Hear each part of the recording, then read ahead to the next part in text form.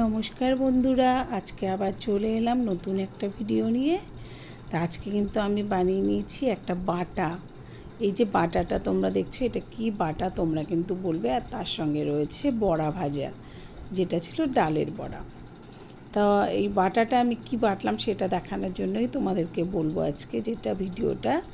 তো প্রথমে হচ্ছে এই যেগুলো হচ্ছে কলা, ওই মোচার ভেতরে যে কিছু কলা থাকে ছোট ছোট, এগুলো হচ্ছে সেই কলাগুলো যেগুলো এখনও অবধি পুষ্ট হয়নি, সেই কলাগুলো। প্রথমে সেই কলাগুলোকে আমি জলের মধ্যে দিয়ে এরকমভাবে ফুটিয়ে নেব। আর তার মধ্যে দিয়ে দিয়েছি সামান্য একটু লবণ। এবার কলাগুলো সেদ্ধ হয়ে গেলে আমি নামিয়ে ঠান্ডা করে মিক্সার গ্রাইন্ডারে আমি দিয়ে দিলাম। আর মিক্সার গ্রাইন্ডারে দিয়ে তার মধ্যে এখন আমি দিয়ে দেব কয়েকটা কাঁচা লঙ্কা,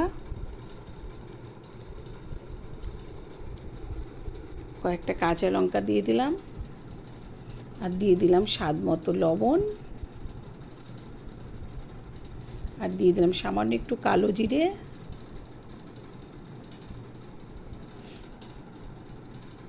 আর দিয়ে দিলাম কয়েক কোয়া রসুন। দিয়ে এবার এখানে আমি এটাকে একদম পেস্ট করে নেব। এই যে মিক্সিতে দিয়ে আমি ভালো করে পেস্ট করে নিলাম। এখন এদিকে আমি কী করলাম, কড়াইয়ের মধ্যে তেল গরম করে নিয়ে ওই পেস্টটা ওই তেলের মধ্যে দিয়ে দিলাম। তবে এই যে বাটাটা, এই কাঁচা কলা বাটাটা, এই কাঁচা কলাটা কিন্তু একদমই পুষ্ট হয়নি।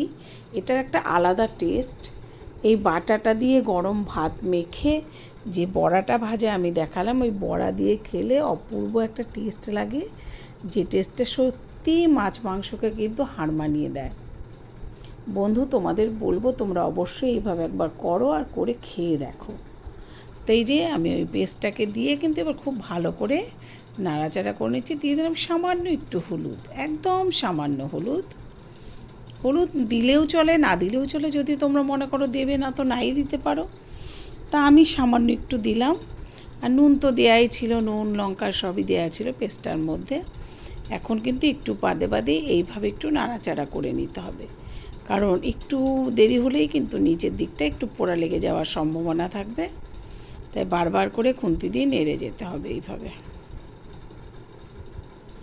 তাই যেটা বলছিলাম তোমাদের, এই টেস্টটা কিন্তু সত্যি অসাধারণ। তোমরা এইভাবে বাড়িতে একবার বানাও, বানিয়ে খেয়ে দেখো। আর যারা কখনো খেয়েছো তারা তো জানোই এর টেস্ট যে একবার পাবে সে কিন্তু আবারও এই ছোটো কলাগুলো বাজারে খুঁজবে এইভাবে খাওয়ার জন্য। এবার নামানোর আগে আমি দিয়ে দিলাম সামান্য কয়েক দানা চিনি, খুবই সামান্য কিন্তু চিনির পরিমাণটা, সেটা যেন মিষ্টি হয়ে না যায়, খুব সামান্য পরিমাণেই চিনি দিলাম আমি।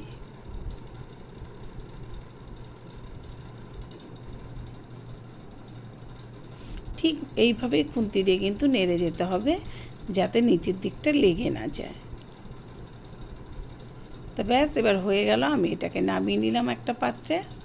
তারপরে আবারও কড়াইয়ে তেল দিয়ে দিয়েছি। এবার এই তেলের মধ্যে এই যে এটা হচ্ছে মুসুর ডালের বড়া, পেঁয়াজ লঙ্কা দিয়ে। তা এই বাটাটা দিয়ে ভাত মেখে একটু বড়া, কিছু মুচমুচে বড়া মুখে না দিলে ঠিক ভালো লাগে না, সেই জন্য আমি এর সঙ্গে কয়েকটা বড়া ভেজে নিলাম।